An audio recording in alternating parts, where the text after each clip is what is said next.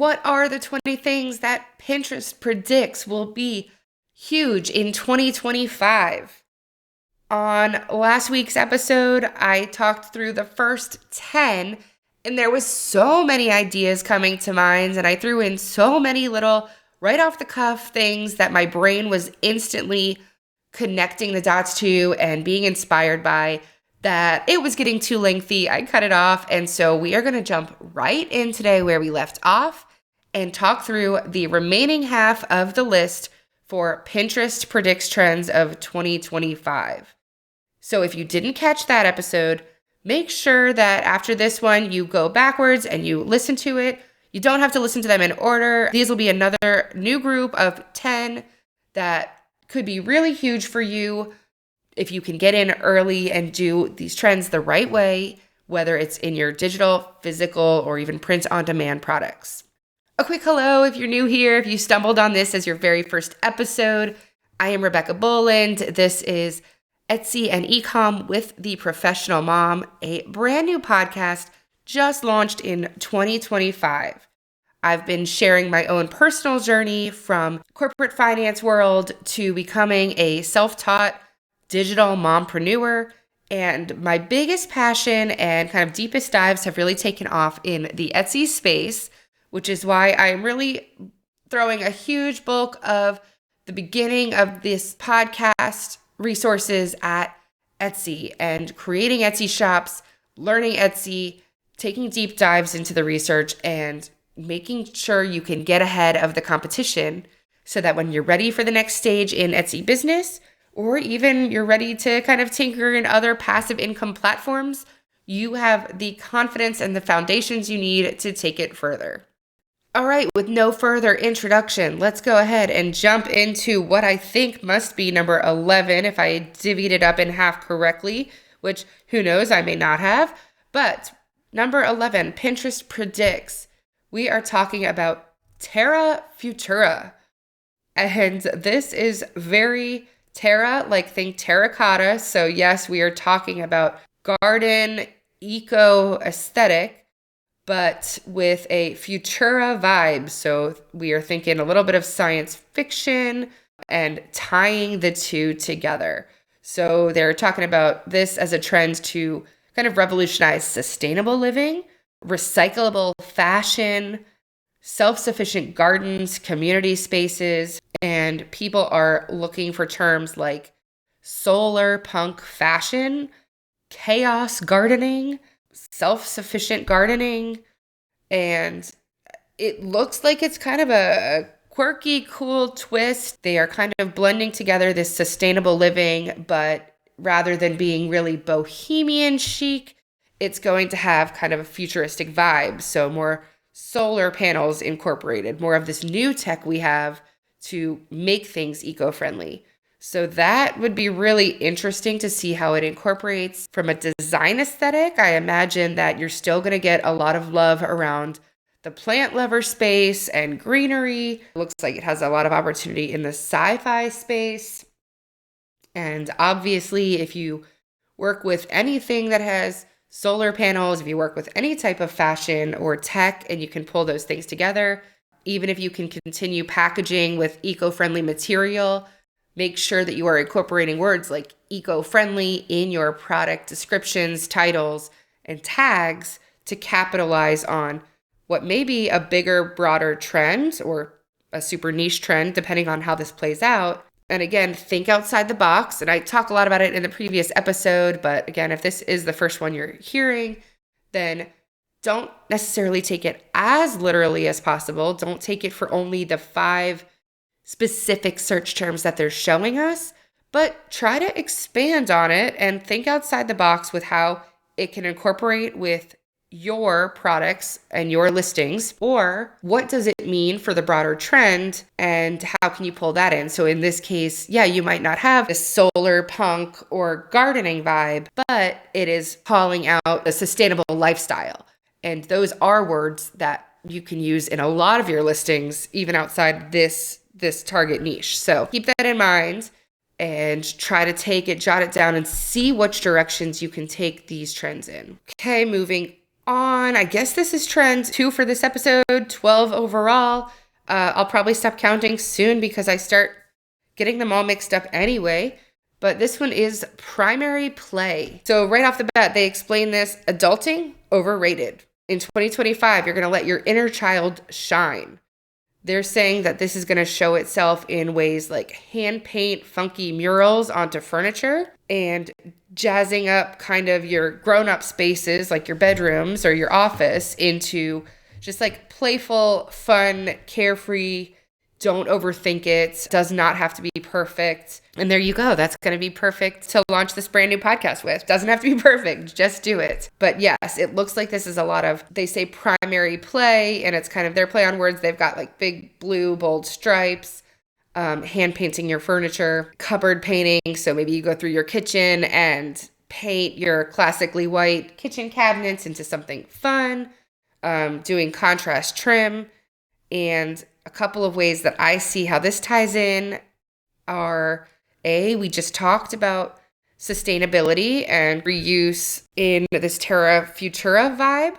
So I see that this could be, again, like this upcycling. People are going to be doing a lot more upcycling, a lot more just paint your old cupboard, but don't get fancy wood stain. Instead, they'll paint it, I don't know, bright yellow for a pop of color. And or, especially with this primary bold stripe pattern, that could kind of tie back into the fisherman aesthetic that I talked about in the first set of trends.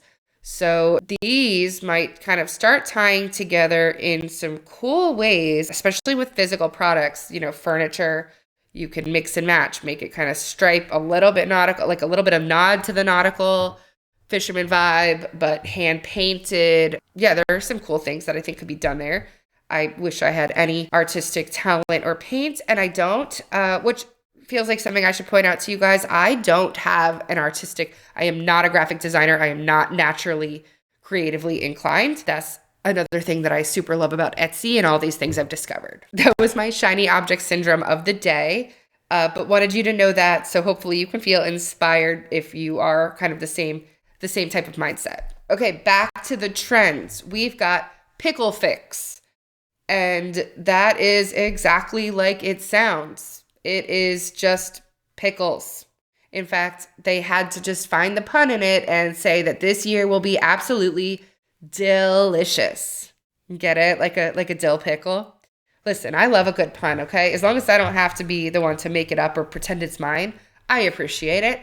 But this is similar to the cherries. We're not just talking food. Obviously, it can be in food. They say from sweet treats to tangy cocktails, but you can also turn it into something like the color scheme or the puns. Obviously, there's a lot of shirts right now, kind of this retro vintage vibe with animal puns, and you can turn that into pickle puns like we just did with delicious. There are definitely going to be a lot of ways to incorporate this. I remember seeing the crocheted pickle as a security pickle instead of a security blanket last year. I think that's what it was. They also had a potato version out there. So I definitely saw the pickle trend kind of happening. Didn't even know it was on this trend report and had already created a couple of pickle products for my new listings. So I was kind of psyched to see this. I was like, all right, I really have figured out what I'm talking about. I really saw these trends before Pinterest put it out. So I hope that I can take advantage of it before everybody gets ahead of it. But you know what? There is more than enough room at the table. So if you are inspired by the pickle trend as well, I would love to hear how you are incorporating it with your items. And I would love to see you get a bestseller. That'd be amazing. And you have to make sure to tell me if you do. All right, moving past the food because it's making me hungry, we are going to talk about the next trend, which is moto boho. So ones like this, especially when they're fashion forward, and I do not belong in any type of fashion discussion. I'm just going to read what Pinterest writes so I don't butcher it. They say, so long hippie aesthetic. Moto boho has entered the chat. In 2025, Gen Z and boomers will take to the streets with chunky leather handbags, flowy skirts, moto boots, and just enough fringe. It's not just a look, it's a lifestyle. So that is a little bit light on description for what we're actually incorporating, but I'm kind of seeing it as a little bit of bringing back that leather and lace vibe. You're getting some heavy black, a little bit of that gothic steampunk stuff that we talked about earlier, a little bit of that castle core. Again, see the previous episode for detail on that. But then incorporating what they have, like a flowy skirt. And again, that kind of pulls in a little bit that Rococo vibe. Again, previous episode to hear all of that discussion. But they are pulling this from trends that are a little bit outside of either Rococo or the medieval core.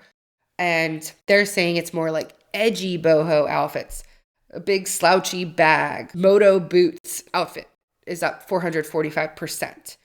So it's a little bit of this mix and match, kind of tough with feminine. Now that I think about it, kind of also touches on that rebel floats that we talked about, a last trend of last episode, where we kind of talked about Fonzie eating a sweet pink milkshake at the soda fountain while you're wearing your tough guy leather jacket. So it seems like we're doing a lot of this hard and soft, feminine but powerful, dark but light kind of contrast. It's what I'm kind of getting the overall sense of so far for 2025.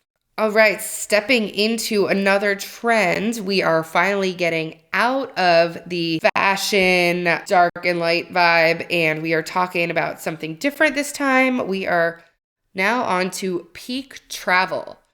And here they are saying that like cities have peaked. In 2025, people are going to head to the mountain ranges as their destinations. People are going to want to get to fresh air, mountain views, and we're thinking more ski resorts in the snowy mountains than we are for just going to a populated city. If you look at the search terms that kind of triggered this concept, they have some smaller specific mountain ranges that people might not know as well.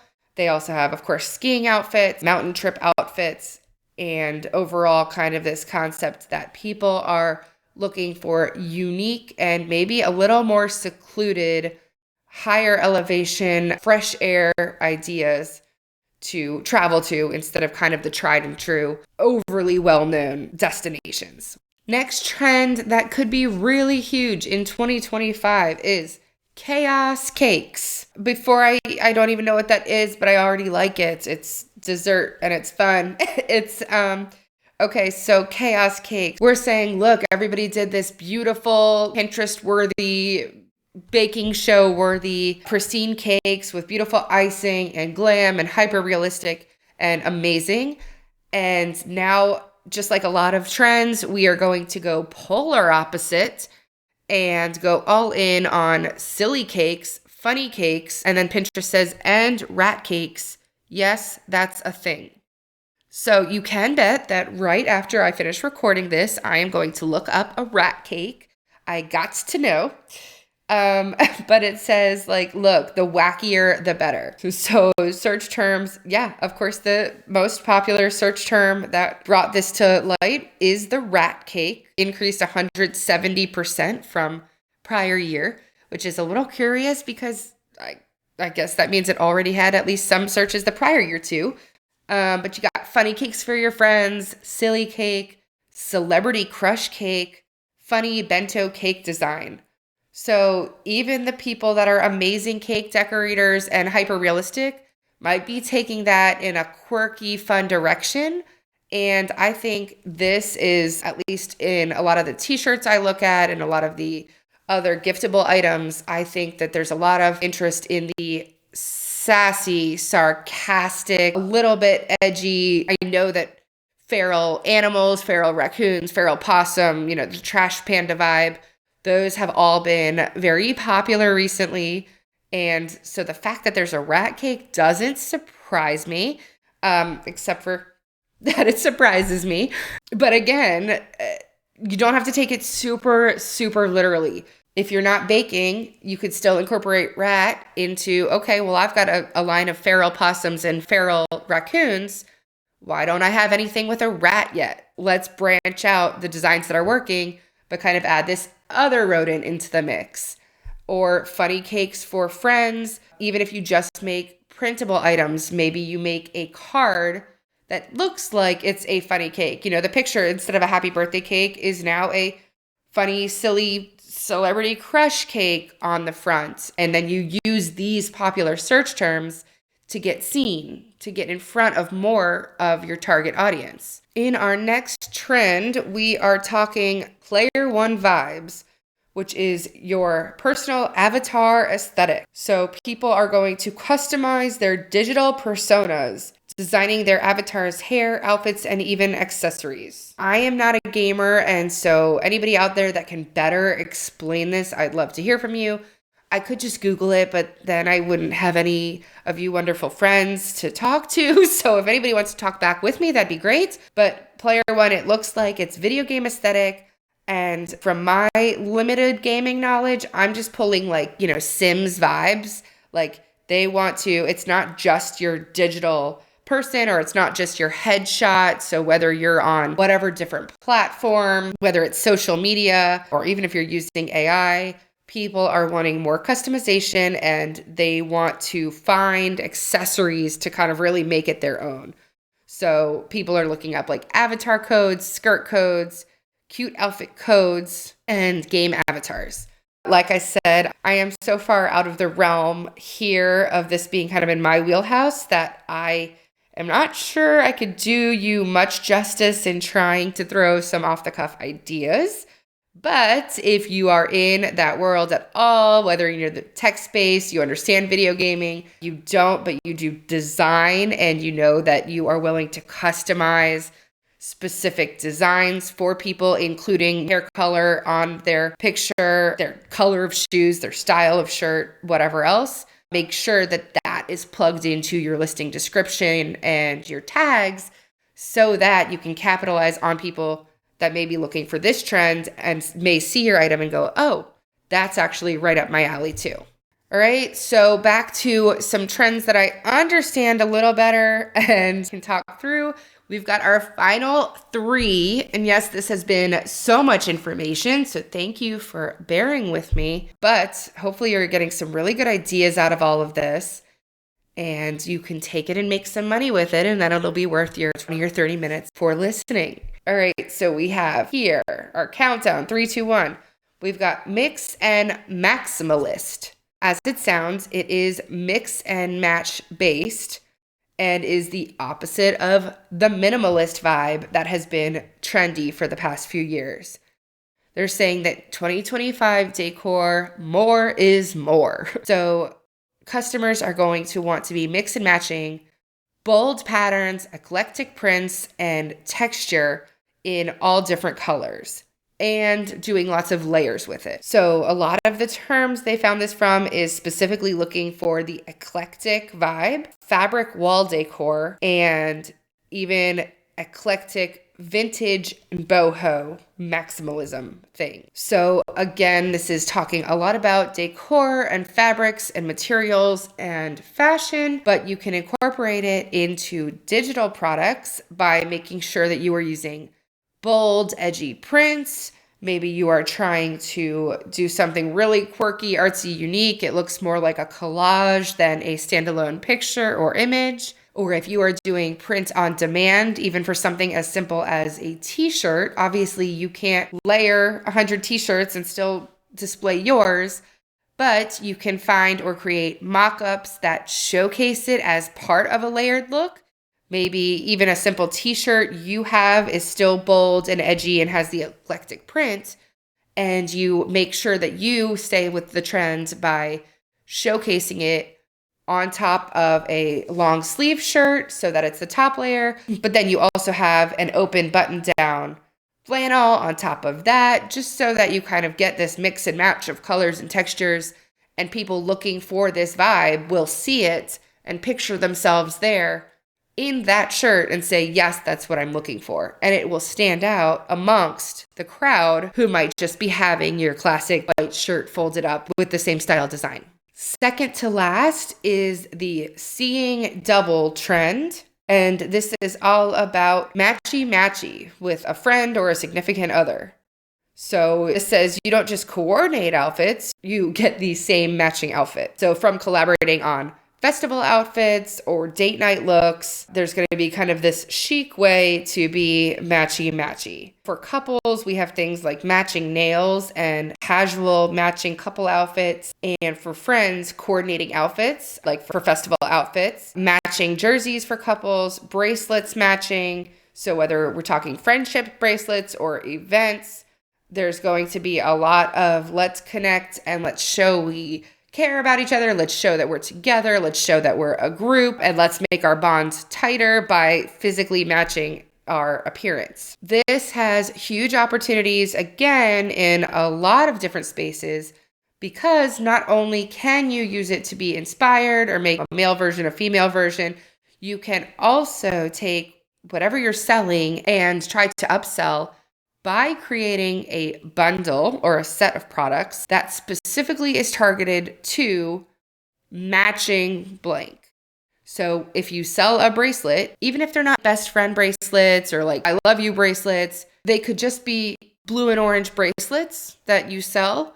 And now instead you can sell a set of 5 blue and orange bracelets and do some research and say matching group bracelets for game day, or whatever it may be. Find something that, the team's colors are orange and blue. Now, that's my personal favorite team colors, so that's why I throw that out there.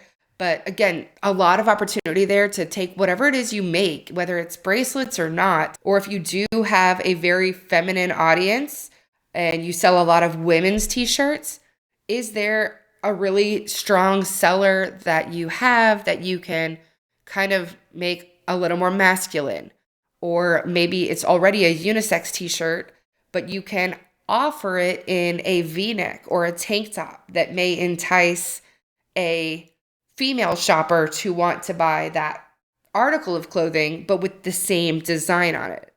So if you think about that, kind of think through these ways that you can take these trends, what you already have, tweak it just a little bit, and be able to sell it as a matching set, which bonus also would increase your average order value because you'd have one customer buying a set of 2 or more t-shirts or bracelets or whatever else it is. And last but not least, we have finally made it to number 20, which is nesting parties. Hopefully that's not just kind of a soft one to end on.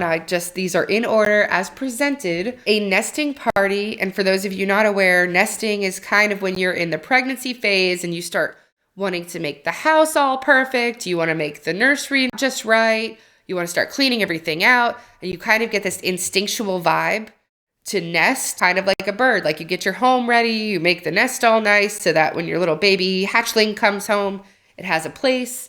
And so they are saying that 2025, we're really going to kind of push out that old school baby shower setup. And it's not about the gifts. It's not about the games. It's going to be more this, hey, let's get you prepped for when the baby is here. Let's be like kind of this more supportive community and make you a lot more freezer-friendly meals. Let's help you with your organization of the baby room. Let's give you a diaper bouquet instead of all these endless toys or whatnot. So nesting party as a whole is going to become more popular.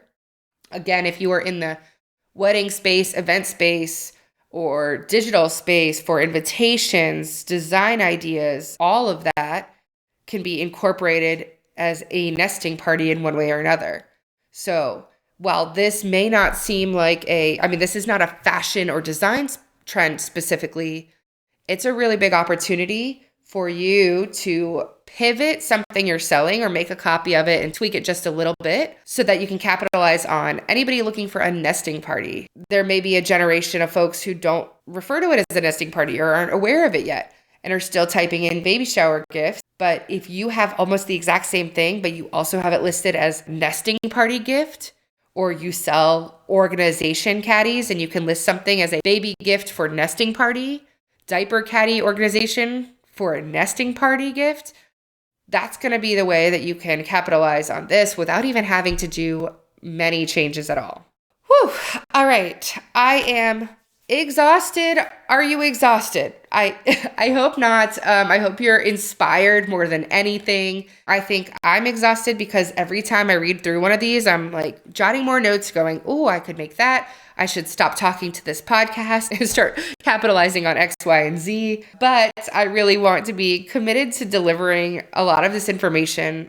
Hopefully, as you can hear, I really get excited and inspired and encouraged by it. It motivates me. It gets my creative brain flowing, which I don't always have a lot of. As a mom of two little guys under 3 years old, there's not a lot of times that my brain is at its full capacity, much less thinking of new and improved ideas. So I am so glad that you listened to this. I am grateful for your time, and hopefully this inspired even just one person to get out there, make something new, get creative, jump on one of these trends. And I would love to hear from you. If you listen to this, just say hi so I know somebody's out there. I know whether this adds any value to you and I should keep going with it, and where you are in your Etsy journey and how I can help. So just send me an email anytime at just hi, at theprofessionalmom.com, and say, hey, tell me what you thought of the episode. Tell me what trend you thought you could really capitalize on, and let me know how I can help you. And I look forward to catching you in the next episode. Make sure you hit subscribe so that you don't miss it. These will be delivered weekly, and then maybe a few pop-up surprises every now and then when I find some really exciting trends that I can't help but share. So until next time, goodbye.